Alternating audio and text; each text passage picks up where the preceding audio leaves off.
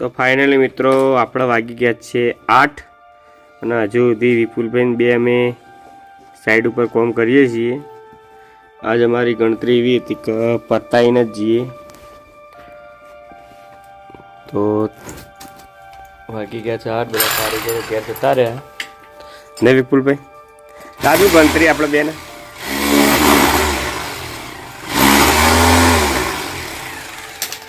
વિપુલભાઈ કેમ નાઇટ કરવી પડી? લાઇટના કારણે. લાઇટ કેટલા દાડા હેરાન કરે? 4 દાડાથી હેરાન કરે. એટલે આજ તો નાઇટમાં કોમ લીધું હ. હવે જો હાલ અમે બધું ખોદીને તૈયાર કર્યું હ. 8 વાગી ગયા હ. અમે લગભગ 5-6 વાગે ચાલુ કર્યું હતું અને 8 વાગ્યા ફાઇનલ કરી બતાવી ગયા.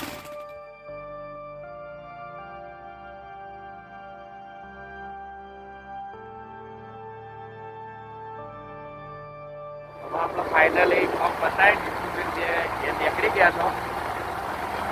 વિપુલભાઈને ઉમરેચા ઉતારી અને બધા આપણે પાલડી જાહો. જે બાકીનો બ્લોક છે એ અમારે ચીજ કરશો એટલે ટાઈમની સેટિંગ થઈ ને એટલે આપણે પાછળ કોમ ફાઇનલથી કદાચ ના લીધો એ કદાચ નવા બ્લોકમાં લેવો પડશે વિપુલભાઈ. તો આપણે ઘેર જઈએ છીએ.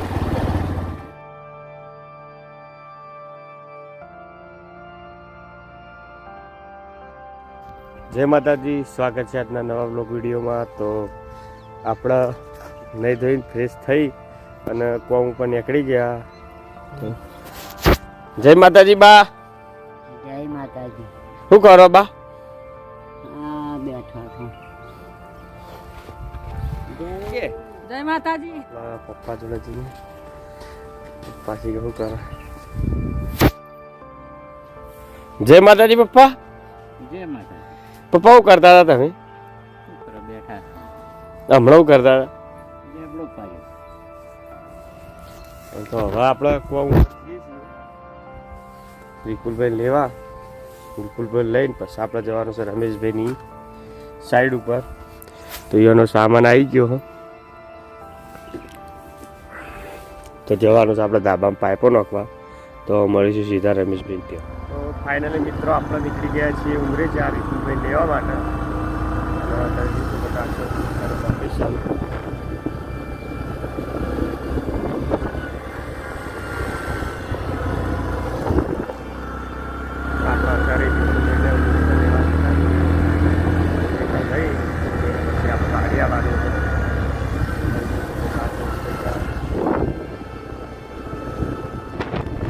ફાઇનલી મિત્રો આપણા વિપુલભાઈને લઈ ઉમરેચાથી અને આપણે નીકળી ગયા છીએ પાલડી જવા માટે. અને તમને બતાવ્યા તો જતા પણ આ છે ઉમરેચાથી પાલડી જવાનો રસ્તો. તો અત્યારે હાલ આપણે ઉમરેચાથી નીકળી ગયા છીએ. જવાનું છે આપણે પાલડી રમેશભાઈના ત્યાં. તો હવે આપણે મળીશું સીધા રમેશભાઈના ત્યાં જઈને. ક્યાં વિપુલભાઈ? હવે તમને ક્યાં રમેશભાઈના ઘરનું લોકેશન બતાવી દેવું અને આગળ આપણે કરવાનું છે ઇલેક્ટ્રિકનું કામ. તો બ્લોગમાં બંધાઈ રહેજો અને અવનવા બ્લોગ જોવા માટે અમારી ચેનલને લાઈક કરો, શેર કરો, સબસ્ક્રાઈબ કરો. અને હા, જે કોઈ હોય એ કમેન્ટમાં જણાવો. કેમ કે કમેન્ટ કરશો તો અમને બ્લોગ બનાવવાની મજા આવશે. કોઈ બોલવામાં કોઈ મિસ્ટેક થાય તો તમે કોમેન્ટમાં મને જણાવી શકો. તો હવે મળીશું રમેશભાઈના ત્યાં જઈને. અમે ગામડાના વિસ્તારના છીએ.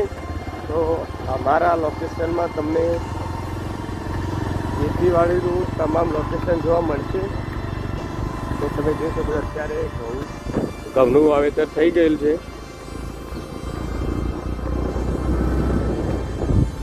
આ છે અમારા ગામડાનું લોકેશન. તો ફાઇનલી મિત્રો આપણે ઉમરેચાથી વિપુલભાઈને લઈ અને આવી ગયા. અને હવે આપણે જઈએ છીએ રિક્ષા લઈને. કેમ કે પાઇપો ને એ બધું હોય એટલે આપણે બાઇક ઉપર ફાવાના એટલે આપણે રિક્ષા લઈને જઈએ છીએ. એમ સામાન બધેલો હતો કાલનો. તો હવે આપણે રિક્ષા લઈને સીધા જઈએ છીએ રમેશભાઈના ત્યાં. અને હવે આપણે રમેશભાઈના ત્યાં જઈને લોકેશન બતાવીશું.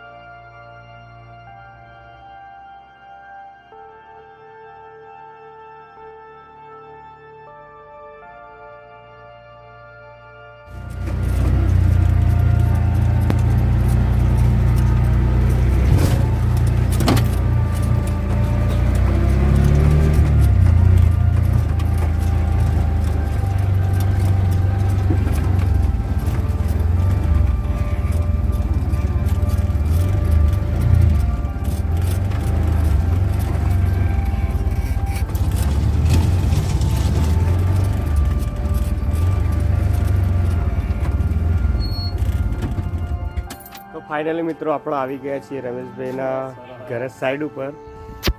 તો તમે જોઈ શકો છો આપણા સામાન પણ અહીં ઉતારી દીધો. તો હવે આપણે મળી જઈએ રમેશભાઈના. જય માતાજી રમેશભાઈ. ચો જી આયા.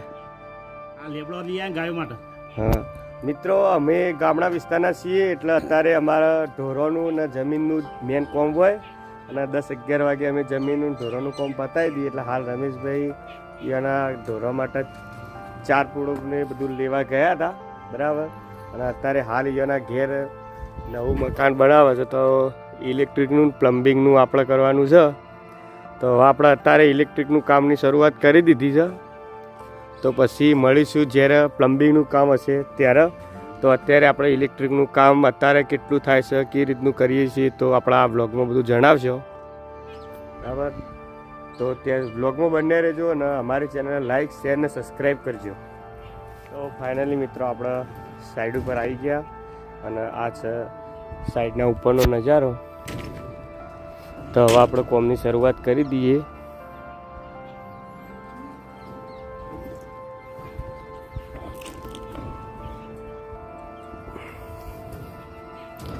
આ છે એક સ્ટોર રૂમ, બેડરૂમ, આ હોલ, કિચન અને વોશરી. તો આ રીતનો ફરમો હો. તો હવે આપણે જે રીતનું કામ કરીએ છીએ એ બતાવી દઈએ. હજુ સુધી આપણે જુઓ કોઈ પણ એક પંખો આવશે, 2 બાજુએ લાઇટ આવશે, કોઈ સેન્ટરમાં પંખો આવશે, 2 બાજુ લાઇટ આવશે. આ છે હોલનો ભાગ, ઓમાં 2 પંખા, એક ઝુમ્મર અને 4 બાજુ 4 લાઇટ આવશે. અને આ છે કિચનનો ભાગ. એટલે કિચનના ભાગમાં એક પંખો, 2 બાજુ 2 લાઇટ. આ છે વોશરી. તો વોશરીમાં એક પંખો ને 2 બાજુ 2 લાઇટ, બરાબર. આ રીતનો પ્લાન છે. તો હવે આપણે કામ કરીને બતાવશું છેલ્લે. એટલે મિત્રો આપણે આખો દિવસ કામ કર્યું અને આ રીતનો આપણો ફાર્મો બન્યો.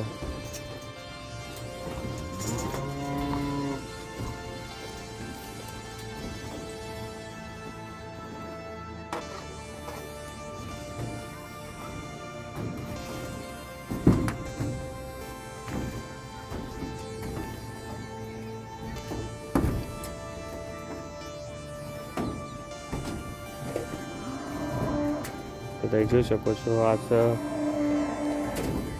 સ્ટોર રૂમ, બેડરૂમ, પેલો છે હોલ.